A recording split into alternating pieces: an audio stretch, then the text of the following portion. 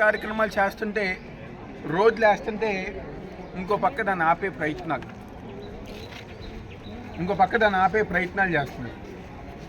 మొన్న గుణదల్లో rice mill రోడ్లో జనవరిలో శాంక్షన్ అయిన రోడ్డు కొన్ని కాంట్రాక్టర్ కొన్ని కారణాల వల్ల ఆలస్యంగా ప్రారంభించి చేస్తే ఆ ప్రాంతానికి గద్దె అనురాధ గారు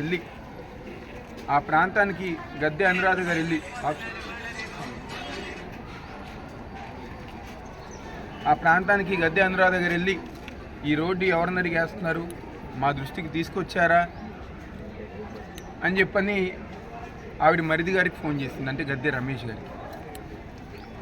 అంటే ఎవరు వీళ్ళందరూ మీరందరూ ఎవరో మీకు తెలిసి మేము రోడ్లు వేస్తాం ఏంటి?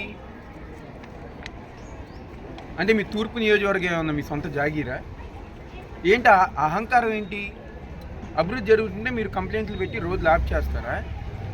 ఇంకో పక్కేమో అభివృద్ధి జరగట్లేదు చేయలేదు అంటారు, ఇంకో పక్కేమో జరిగే అభివృద్ధిని ఆపుతారు. ఏంటి మీ అహంకారం ఏంటి?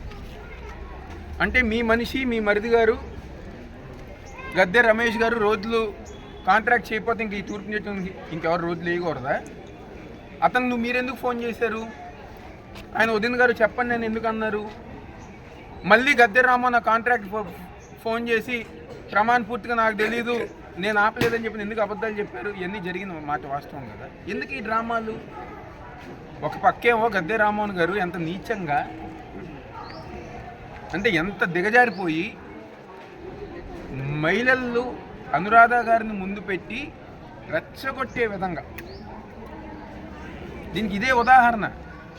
ఆయనేమో వెనకమాల పక్క ముసుగేసుకుని కాము కూర్చున్నారు, ముందు పక్కేమో అనురాధ గారిని పంపించి ఆమెతో వ్యక్తిగత విమర్శలు చేపిస్తాం, ఇలాగ అభివృద్ధి కార్యక్రమాలు చేస్తుంటే అడ్డుకోవటం లాంటివన్నీ గారు చేస్తారు. ఎందుకు ఈ చేతకాని పనులు గద్దె రామ్మోహన్ గారు? మీరేదో గొప్పగా చెప్పుకుంటారు కదా, నేను 2 సార్లు ఎమ్మెల్యేని 1 సారి ఎంపీనని.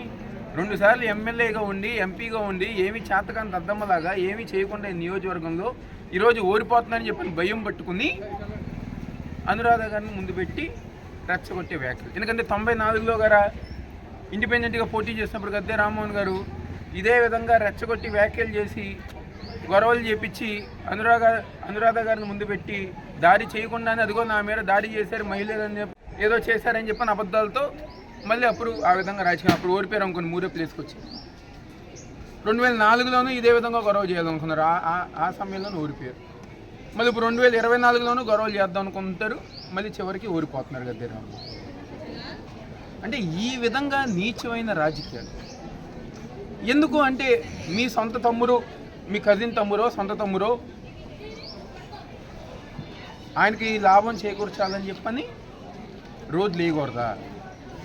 ఇదివరకు మీరు 5 సంవత్సరాలు అధికారంలో ఉన్నప్పుడు పదండి ఏ కాలనీ కన్నా వెళ్దాం, కాలనీ వాళ్ళు పొరపాటున అయ్యా రోడ్డు వేయించండి మీరు 50% కంట్రిబ్యూషన్ కడుతుంది, 50% నేను కార్పొరేషన్ చెప్పిస్తానని చెప్పాను.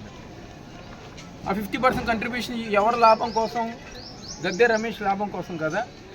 గత 5 సంవత్సరాలు కాంట్రాక్ట్ లందన్ గారు గద్దె రమేష్ రింగ్ చేసి తూర్పు నియోజకవర్గంలో రోడ్లు వేయాలన్నా డ్రైన్లు వేయాలన్నా పార్కులు వేయాలన్నా నా పర్మిషన్ లేకుండానే ఏమీ చేయకూడదని చెప్పని పర్మిషన్ ఇచ్చేసుకోలేదా? ఇప్పుడు గారు అదే కొనసాగుతుందేమో అని చెప్పని అనురాధ గారు ఆయన మరిది గారు రమేష్కి ఫోన్ చేసి ఆయన వదినా నాకు తెలియదు అని చెప్తాం. ఎన్నిగా రికార్డ్ అయి ఉంది. నేనేమి చెప్పట్లే, ఇది నేనేమి చెప్పలే, నేనేం ఉట్టినా చెప్పట్లా.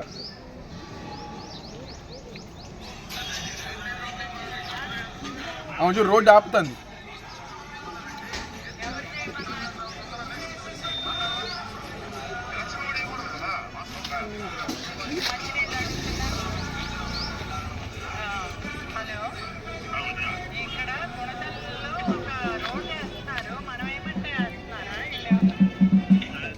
చూసారా? అంటే ఎప్పుడో ప్రారంభమైన దానికి ఎలక్షన్ కోడ్కి అభ్యంతరం ఏముంటుంది? 5 సంవత్సరాలు జెడ్పీ చైర్పర్సన్ చేశారు, 3-4 ఎలక్షన్లో గద్దె రామ్మోహన్ రావు గారి కోసం తిరిగారు. ఆ మాత్రం ఐడియా కానివ్వండి, ఆ మాత్రం సెన్స్ కానీ లేకపోతే ఎలా? ప్రజానికి మంచిగా కదా చేసేది. రోడ్డు వేస్తాం అంటే ప్రజానికానికి మంచి, దాన్ని ఎందుకు అడ్డుకుంటున్నారు? మళ్ళీ ఇంకో పక్క మేము 2000 కోట్లు అభివృద్ధి చేశాను. ఏది 2000 కోట్లు?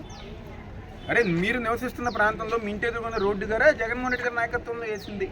ఆ 2000 కోట్లు ఎందుకు చేయలేకపోయారా? మీ ఇంటి ఎదుర్కొన్న రోడ్డు, మీరు నివసిస్తున్న డివిజన్లో ఇన్ని రోడ్లు మేము వేసాం, ఇన్ని సబ్స్టేషన్ కట్టాం, ఉర్దూ స్కూల్ కట్టాం, మీరు ఎందుకు చేయలేకపోయారు? ఆ 2000 కోట్లు ఏమైపోయినా 2000 కోట్లు? మేము 13 కోట్లు లెక్క చెప్తాం. ఈ డివిజన్లో 13 కోట్లకి మేము లెక్క చెప్తాం. మీరేం చెప్తారు? అసలు ₹1 కోటి మీరు నివసిస్తున్న డివిజన్లో ఖర్చు పెట్టారా? ఇలాంటి అబద్ధాలతో, ఇలాంటి ఈరోజు ఎంతో బాధగా ఉంది పెన్షన్ పెద్దవాళ్ళని చూస్తుంటే.